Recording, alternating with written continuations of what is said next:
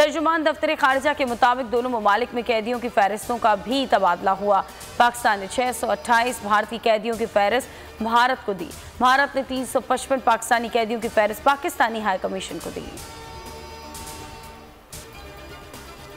भारतीय हिंदू यात्रियों की वाहगा के जरिए लाहौर आमद। यात्री मजहबी रसूमात की अदायगी के लिए 4 रोज़ा दौरे पर आए हैं। मजहबी रसूमात की अदायगी के लिए यात्री खैबर पख्तूनख्वा चले गए।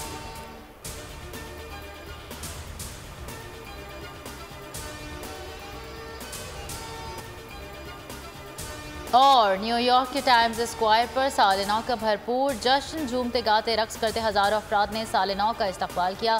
ब्राज़ील, हांगकांग, ऑस्ट्रेलिया, न्यूजीलैंड में भी शानदार आतिशबाजी।